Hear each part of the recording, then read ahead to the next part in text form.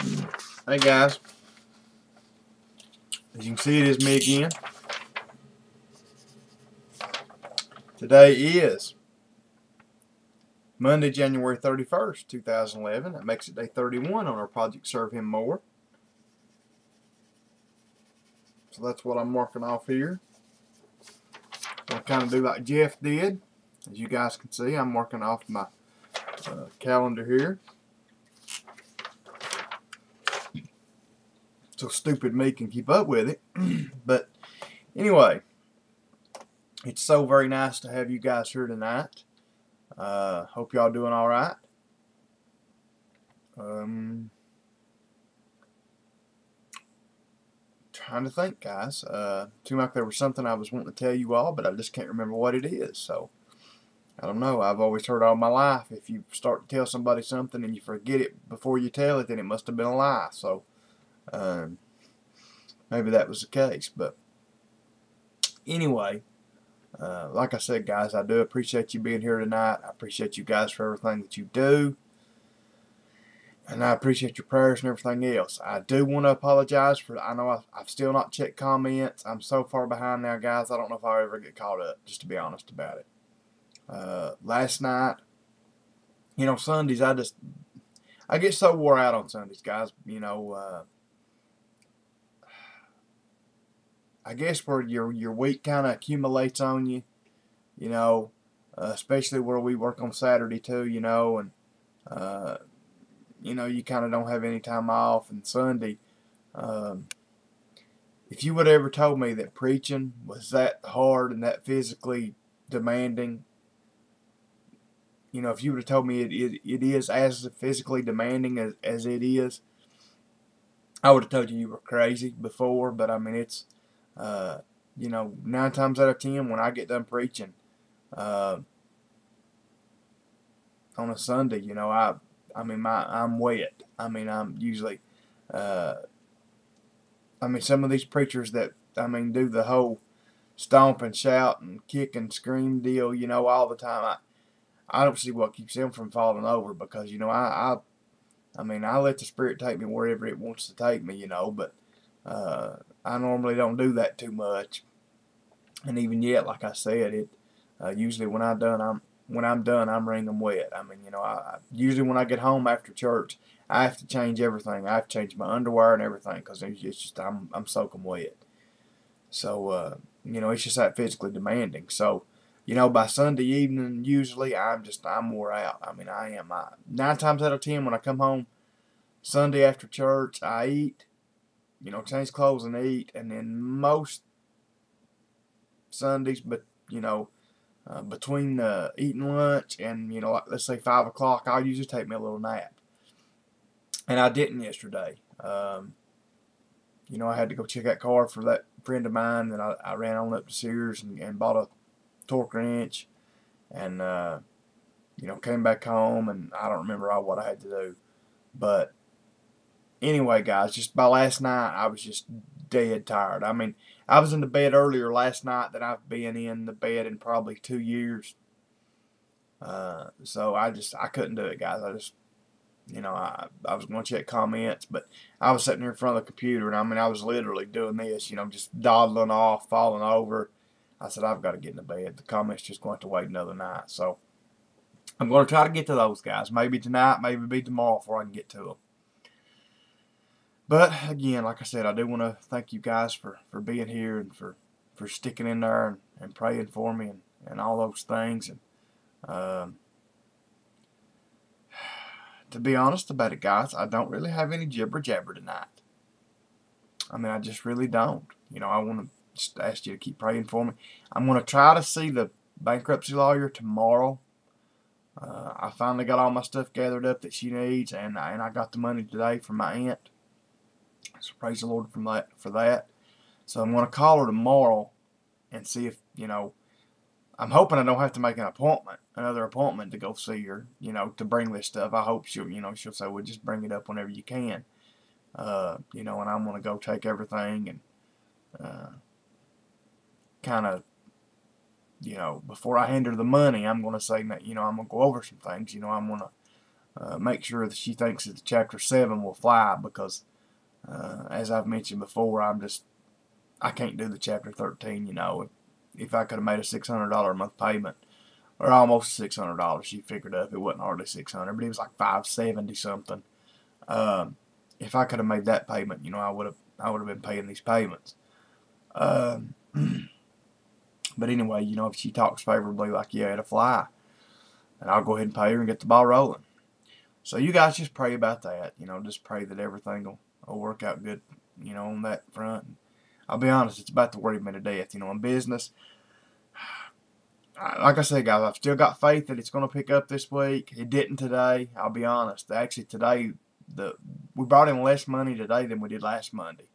Last Monday was actually decent for a Monday. Today stunk, just to be honest about it. I did get mostly paid for the car that I was doing for the guy that goes, the trustee that goes to church with us, but I didn't make a dime off that car. So, you know, it really didn't help me any. We're doing a head gasket job in there on a Honda Civic. I want you guys to pray for that. Dad picked the head up this evening. Had to spend $210 of our money, you know, to pick the head up and get the gaskets and all that, you know. And that's what's hard about this business. You know, we have to spend so much money, and you have to spend money, you know. Most people don't want to be running you money and say, you know, most people just say, well, you know, do the job, and when you get done, we'll pay you, you know. And it's hard to, as you're doing this job, you know, you're having to buy parts, you're having to pay your labor guy, you know, your guy that's doing a job, you're having to buy parts, you're having to go to the machine shop. So you're just sitting here, you know, shucking money out, and none coming back because you've not got the job done yet, you know, because some of these jobs take time. So just pray that we can get this job done. I was hoping to have it done. I was actually hoping to try to do it tomorrow, but we've got another decent-sized job that we're going to do tomorrow. So you're probably looking Wednesday before we even start back on this head gasket job. So at least maybe I'm hoping to have it done by Friday. Maybe we can get paid for it by Friday and get our money back. But just pray for that too, guys. Just pray for me, you know. That's what I need. Anyway, guys, let's get to the important part tonight. Whew. I'm trying to burn up, guys. I don't know. I was looking here. Well, I guess I left it in there. I keep a temperature gun in here. I really don't know why I do, but I do. And when I start hot flashing like this, usually I'll take a temperature of the walls and everything to see how hot it is back in there. Because my room tends to get hotter than the rest of the house, where it's got low ceilings back in here in the bedrooms, and you know the A-frame part of the house is big and tall. So, but I don't know if you can see it glistening on my forehead. I'm starting to sweat. I don't know why I do that. I really don't. I don't know if it's got something to do with my heart. But anyway, Mark chapter 7, starting in verse 12, guys. Here we go. Of course, you know, I am wearing long handles too. That's something else. You know, I'm in a 70-some degree house, and I've got long handle tops on and long handle bottoms, so that's probably a lot to do with my sweating. But anyway, Mark 7:12, guys. And ye suffer him no more to do aught for his father or his mother, making the word of God of none effect through your tradition which ye have delivered, and many such like things do ye. You know, I explained this last night, guys, what the scribes and Pharisees and the religious leaders were doing. They were changing God's laws around to suit themselves. Just like this one they had done about where they were supposed to take care of their father and mother. They made the exemption to it, saying, well, instead you can take this money and give it to the church, and then you don't have to take care of your father and mother with it. You know, and that's what they were doing. They were giving, and the only reason I can figure they were giving it to the church is where they were the leaders of the church, they could give it and then get it back. Now, I'm just kind of taking a guess on that one, but I'm figuring. Or either that, or they were just lying to their mother and father and saying, I've gave this money to the church, sorry, I can't take care of you. And they really weren't giving it to anybody. That's more than likely what they were doing. At least most of them. 7:14, and when he had called all the people unto him, he said unto them, hearken unto me, every one of you, and understand. There is nothing from without a man that entering into him can defile him, but the things which come out of him, those are they that defile a man. You know, guys, we've all heard this. You know, it's not what goes in a man's mouth that defiles him, it's what comes out. That's what Jesus was saying here. You guys can, uh, you know, hang on, guys.